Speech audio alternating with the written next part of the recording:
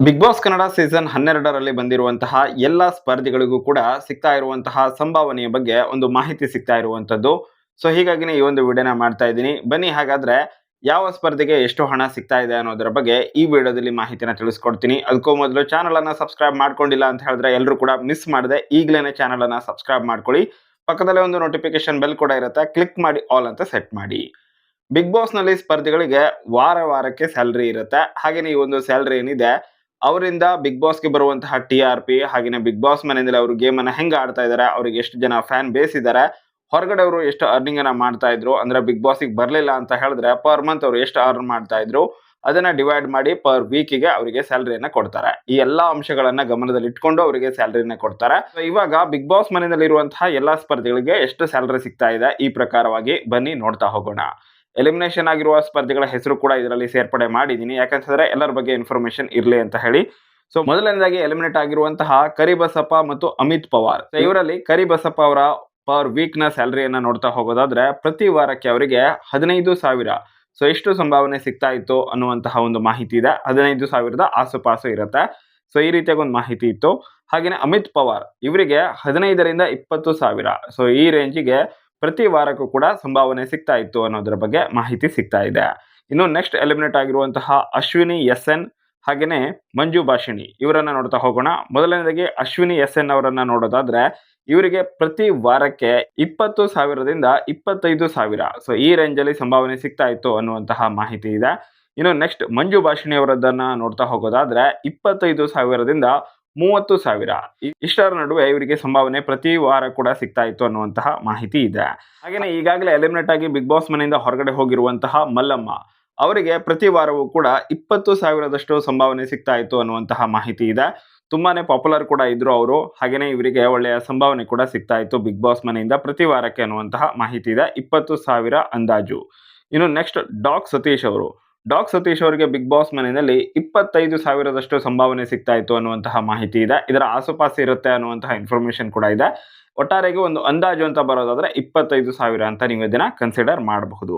ಇನ್ನು ನೆಕ್ಸ್ಟ್ ನೋಡ್ತಾ ಹೋಗೋದಾದ್ರೆ ಚಂದ್ರಪ್ರಭಾ ಅವರಿಗೆ 30,000 ಸೊ 25ರಿಂದ 30,000ದಷ್ಟು ಸಂಭಾವನೆ ಇವರಿಗೂ ಕೂಡ ಸಿಗ್ತಾ ಇತ್ತು ಅನ್ನೋದ್ರ ಬಗ್ಗೆ ಮಾಹಿತಿ ಇರುವಂತದ್ದು. ಇನ್ನು ನೆಕ್ಸ್ಟ್ ನೋಡ್ತಾ ಹೋಗೋದಾದ್ರೆ ಇತ್ತೀಚೆಗೆ ಅಷ್ಟೇ ಎಲಿಮಿನೇಟ್ ಆಗಿರುವಂತಹ ಕಾಕ್ರೋಚ್ ಸುದಿ ಅವರಿಗೆ 30,000ದಿಂದ 35,000ದಷ್ಟು ಸಂಭಾವನೆ ಸಿಗ್ತಾ ಇತ್ತು ಅನ್ನೋದ್ರ ಬಗ್ಗೆ ಮಾಹಿತಿ ಇರುವಂತದ್ದು. ಇದು ಪ್ರತಿ ವಾರಕ್ಕೆ.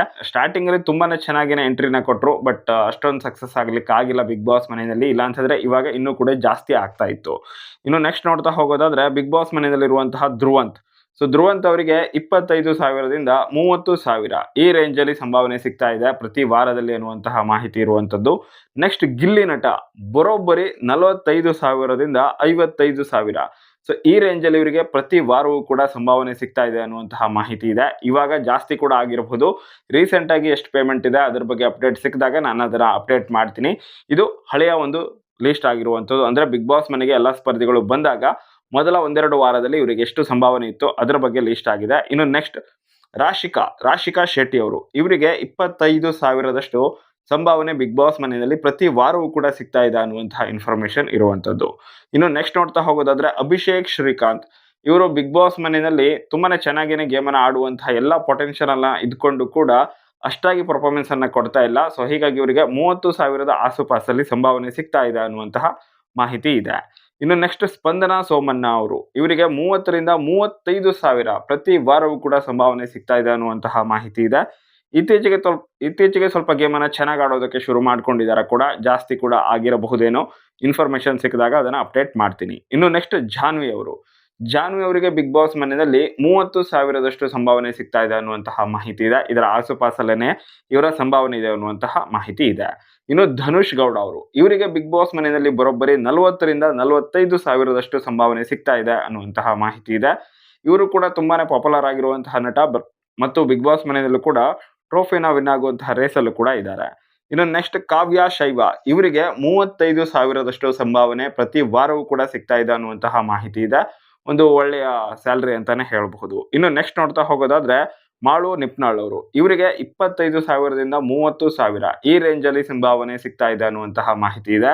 ಸೊ ಇವರು ಕೂಡ ತುಂಬಾನೇ ಒಳ್ಳೆಯ ಪರ್ಫಾರ್ಮೆನ್ಸ್ ಅನ್ನು ಕೊಡುವಂತಹ ಎಲ್ಲಾ ಪೊಟೆನ್ಶಿಯಲ್ ಅನ್ನು ಹೊಂದಿದ್ರು ಕೂಡ ಸ್ವಲ್ಪ ವೀಕ್ ಆಗಿನ ಪರ್ಫಾರ್ಮೆನ್ಸ್ ಅನ್ನ ಕೊಡ್ತಾ ಇದ್ದಾರೆ. ಬಟ್ ಸಪೋರ್ಟ್ ಅಂತೂ ಜಬರ್ದಸ್ತ್ ಆಗಿನೇ ಇದೆ. ಇವರ ಗೇಮ್ ಅನ್ನ ಸ್ಟಾರ್ಟ್ ಮಾಡ್ಕೊಂಡ್ರೆ ಒಳ್ಳೆಯ ಒಂದು ಸಂಭಾವನೆ ಜೊತೆಗೆ ಜನಪ್ರಿಯತೆನೂ ಕೂಡ ಇನ್ನಷ್ಟು ಜಾಸ್ತಿ ಆಗಬಹುದು. ಇನ್ನು ಅಶ್ವಿನಿ ಗೌಡ ಇವರಿಗೆ ಬರೋಬ್ಬರಿ 40,000 ಸಂಭಾವನೆ ಪ್ರತಿ ವಾರವೂ ಕೂಡ ಸಿಗ್ತಾ ಇದೆ ಅನ್ನುವಂತಹ ಮಾಹಿತಿ ಇದೆ. ಮತ್ತು ಪ್ರತಿ ಪ್ರೋಮೋದಲ್ಲೂ ಕೂಡ ಒಂದಲ್ಲ ಒಂದು ರೀತಿಯಲ್ಲಿ ಇವ್ರು ಇದ್ದೇ ಇರ್ತಾರೆ. ಸೊ ಹೀಗಾಗಿ ಇತ್ತೀಚೆಗೆ ಜಾಸ್ತಿ ಕೂಡ ಆಗಿರಬಹುದು. ಅದರ ಬಗ್ಗೆ ಅಪ್ಡೇಟ್ ಸಿಕ್ಕಿದಾಗ ಅದನ್ನ ನಾನು ನಿಮಗೆ ಅಪ್ಡೇಟ್ ಮಾಡಿ ತಿಳಿಸ್ಕೊಡ್ತೀನಿ. ಇನ್ನು ರಕ್ಷಿತಾ ಶೆಟ್ಟಿ ಇವರಿಗೆ ಬಿಗ್ ಬಾಸ್ ಮನೆಗೆ ಎಂಟ್ರಿ ಕೊಟ್ಟಾಗ ಸ್ವಲ್ಪ ಕಡಿಮೆನೆ ಸಂಭಾವನೆ ಇತ್ತು. ನೀವು ಎಕ್ಸ್ಪೆಕ್ಟ್ ಮಾಡಿರೋ ರೀತಿ ಇವಾಗ ಜಾಸ್ತಿ ಇರಬಹುದು, ನೀವು ಎಕ್ಸ್ಪೆಕ್ಟ್ ಮಾಡಿರಬಹುದು ಜಾಸ್ತಿ ಇರಬಹುದು ಅಂತ ಹೇಳಿ. ಬಟ್ ಅಟ್ ಪ್ರೆಸೆಂಟ್ ಅಲ್ಲಿ ಜಾಸ್ತಿ ಆಗಿದೆ. ಬಟ್ ಮೊದಲು ಅವರಿಗೆ ಎಷ್ಟಿತ್ತಪ್ಪ ಅಂತ ಹೇಳಿದ್ರೆ 30,000 ಸಂಭಾವನೆ ಇತ್ತು. ಇವಾಗ ಜಾಸ್ತಿ ಆಗಿರಬಹುದೇನೋ. ಅಪ್ಡೇಟ್ ಸಿಕ್ಕಿದ್ರೆ ಅದನ್ನ ಅಪ್ಡೇಟ್ ಮಾಡ್ತೀನಿ. ಇನ್ನು ವೈಲ್ಡ್ ಕಾರ್ಡ್ ಅಲ್ಲಿ ಬಂದಿರುವಂತಹ 3 ಜನ ಸ್ಪರ್ಧಿಗಳು ಮ್ಯೂಟೆಂಟ್ ರಘು, ಹಾಗೇನೆ ರಿಷಾ ಗೌಡ, ಜೊತೆಗೆ ಸೂರಜ್ ಸಿಂಗ್. ಸೊ ಈ ಮೂವರ ಸಂಭಾವನೆಯನ್ನ ನೋಡ್ತಾ ಹೋಗೋದಾದ್ರೆ ಮ್ಯೂಟೆಂಟ್ ರಘು ಅವ್ರದ್ದು ಇವರಿಗೆ 30,000 ಸಂಭಾವನೆ ಪ್ರತಿ ವಾರವೂ ಕೂಡ ಸಿಗ್ತಾ ಇತ್ತು ಅನ್ನೋದ್ರ ಬಗ್ಗೆ ಇನ್ಫಾರ್ಮೇಶನ್ ಇದೆ. ಇನ್ನು ರಿಷಾ ಗೌಡ ಅವರಿಗೆ 20,000ಕ್ಕಿಂತನೂ ಸ್ವಲ್ಪ ಜಾಸ್ತಿನೇ ಅಮೌಂಟ್ ಸಿಗ್ತಾ ಇತ್ತು ಪ್ರತಿ ವಾರವೂ ಕೂಡ ಅನ್ನುವಂತಹ ಇನ್ಫಾರ್ಮೇಶನ್ ಇದೆ.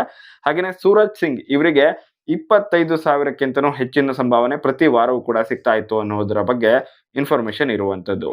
ಇದಿಷ್ಟು ಬಿಗ್ ಬಾಸ್ ಕನ್ನಡ ಸೀಸನ್ 12ರಲ್ಲಿ ಇರುವಂತಹ ಎಲ್ಲಾ ಸ್ಪರ್ಧಿಗಳ ಒಂದು ಅಂದಾಜು ಸಂಭಾವನೆಯ ಲಿಸ್ಟ್ ಆಗಿರುವಂತದ್ದು.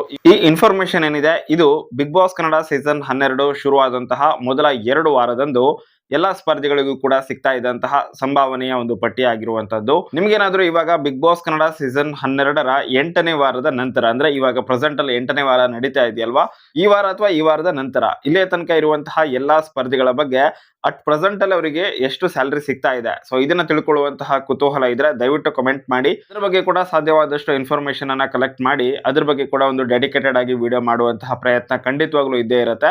ಸೊ ಹೀಗಾಗಿ ನೀವು ಆದಷ್ಟು ಕಮೆಂಟ್ ಬಾಕ್ಸ್ ಅಲ್ಲಿ ಕಮೆಂಟ್ ಮಾಡಿ, ಅದ್ರ ಬಗ್ಗೆ ಆದಷ್ಟು ಬೇಗ ವಿಡಿಯೋನ ತಗೊಂಡ್ ಬರ್ತೀನಿ. ಇನ್ನು ಈಗಾಗಲೇ ಬಿಗ್ ಬಾಸ್ ಮನೆಯಲ್ಲಿ 50 ದಿನಗಳ ಪೂರೈಕೆ ಕೂಡ ಆಗಿದ್ದು, ಇವಾಗ ಬಿಗ್ ಬಾಸ್ ನಲ್ಲಿರುವಂತಹ ಎಲ್ಲಾ ಸ್ಪರ್ಧಿಗಳಿಗೂ ಕೂಡ ಸಂಭಾವನೆ ಕೂಡ ಸ್ವಲ್ಪ ಜಾಸ್ತಿನೇ ಆಗಿರುತ್ತೆ. ಸ್ಟಾರ್ಟಿಂಗ್ ಅಲ್ಲಿ ಎಷ್ಟಿರುತ್ತೋ ಅದಕ್ಕಿಂತ ಸ್ವಲ್ಪ ಜಾಸ್ತಿನೇ ಆಗಿರುತ್ತೆ. ಹಾಗೇನೆ ಯಾರೆಲ್ಲ TRPಗೆ ಜಾಸ್ತಿ ಕಾಂಟ್ರಿಬ್ಯೂಷನ್ ಮಾಡ್ತಾ ಇರ್ತಾರೋ ಅವರಿಗೆ ಮತ್ತಷ್ಟು ಸ್ಯಾಲರಿಯಲ್ಲಿ ಜಾಸ್ತಿನೇ ಇರುತ್ತೆ. ಮತ್ತು ಬಿಗ್ ಬಾಸ್ ಮನೆಗೆ ಬಂದಾದ ಮೇಲೆ ಯಾರ ಪಾಪ್ಯುಲಾರಿಟಿ ತುಂಬಾನೇ ಜಾಸ್ತಿ ಆಗಿರುತ್ತೋ ಅವರಿಗೂ ಕೂಡ ಆಟೋಮೆಟಿಕ್ ಆಗಿನೇ ಸ್ವಲ್ಪ ಪೇಮೆಂಟ್ ಕೂಡ ಜಾಸ್ತಿನೇ ಆಗಿರುತ್ತೆ. ಸೊ ಹೀಗಾಗಿನೇ ಬಿಗ್ ಬಾಸ್ ಮನೆಯಲ್ಲಿ 50 ದಿನ ಆದ ನಂತರ ಇವಾಗ ಪ್ರೆಸೆಂಟ್ ಅಲ್ಲಿ ಬಿಗ್ ಬಾಸ್ ನಲ್ಲಿ ಇರುವಂತಹ ಎಲ್ಲಾ ಸ್ಪರ್ಧಿಗಳ ಸಂಭಾವನೆಯನ್ನ ತಿಳಿಸೋದಕ್ಕೆ ನಾನಂತೂ ಎಕ್ಸೈಟೆಡ್ ಆಗಿದ್ದೀನಿ. ಬಟ್ ನೀವು ಕೂಡ ಅದನ್ನ ತಿಳ್ಕೊಳ್ಳೋದಕ್ಕೆ ಎಕ್ಸೈಟೆಡ್ ಆಗಿದ್ರೆ ನೀವು ಅದನ್ನ ಕಮೆಂಟ್ ಮಾಡಿ. ಆದಷ್ಟು ಬೇಗ ಆ ಟಾಪಿಕ್ ನ ಬಗ್ಗೆ ವಿಡಿಯೋ ಮಾಡೋ ಪ್ರಯತ್ನ ನಮ್ಮ ತಂಡದ ಕಡೆಯಿಂದ ಅಂತೂ 100% ಇದ್ದೇ ಇರುತ್ತೆ. ಇನ್ನು ಈ ಒಂದು ಇನ್ಫಾರ್ಮೇಶನ್ ಬಿಟ್ಟು ನಿಮಗೆ ಬೇರೆ ಯಾವ ರೀತಿಯಾದಂತಹ ಇನ್ಫಾರ್ಮೇಶನ್ ಬೇಕಾಗಿರುತ್ತೆ ಅದನ್ನ ನೀವು ಕಮೆಂಟ್ ಬಾಕ್ಸ್ ಅಲ್ಲಿ ಕಮೆಂಟ್ ಮಾಡಿ. ನಿಮಗೆ ಯಾವ ಟಾಪಿಕ್ ನ ಬಗ್ಗೆ ವಿಡಿಯೋಸ್ ಬೇಕಾಗಿರುತ್ತೋ, ಯಾವ ರೀತಿಯಾದಂತಹ ವಿಡಿಯೋಸ್ ಬೇಕಾಗಿರುತ್ತೋ ಆ ರೀತಿಯಾದಂತಹ ವಿಡಿಯೋಸ್ ಮಾಡಿ ಅಪ್ಲೋಡ್ ಮಾಡೋದಕ್ಕೆ ಸಹಾಯ ಆಗುತ್ತೆ. ಸ್ವಲ್ಪ ಈಸಿ ಆಗುತ್ತೆ. ನಿಮಗೆ ಯಾವ ರೀತಿಯ ವಿಡಿಯೋಸ್ ನೋಡೋದಕ್ಕೆ ಇಂಟ್ರೆಸ್ಟ್ ಇದೆ ಅನ್ನೋದನ್ನ ತಿಳ್ಕೊಂಡ್ರೆ ಆ ರೀತಿಯಾದಂತಹ ವಿಡಿಯೋಸ್ ಮಾಡೋದಕ್ಕೆ ನಮಗೂ ಕೂಡ ಈಸಿ ಆಗುತ್ತೆ. ಸೊ ಹೀಗಾಗಿ ಆದಷ್ಟು ಕಮೆಂಟ್ ಬಾಕ್ಸ್ ಅಲ್ಲಿ ಕಮೆಂಟ್ ಮಾಡೋದನ್ನ ದಯವಿಟ್ಟು ಮರಿಬೇಡಿ ಅಂತ ಹೇಳ್ತಾ ವಿಡಿಯೋನ ಮುಗಿಸ್ತಾ ಇದ್ದೀನಿ. ವಿಡಿಯೋಗೆ ಆದಷ್ಟು ಲೈಕ್ ಮಾಡಿ, ನಿಮ್ಮ ಎಲ್ಲಾ ಫ್ರೆಂಡ್ಸ್ಗೂ ಕೂಡ ವಿಡಿಯೋನ ಕೂಡ ಶೇರ್ ಮಾಡ್ಕೊಳ್ಳಿ. Thank you so much for watching. ಮುಂದಿನ ವಿಡಿಯೋದಲ್ಲಿ ಮತ್ತೆ ಸಿಗೋಣ. ಬಾಯ್.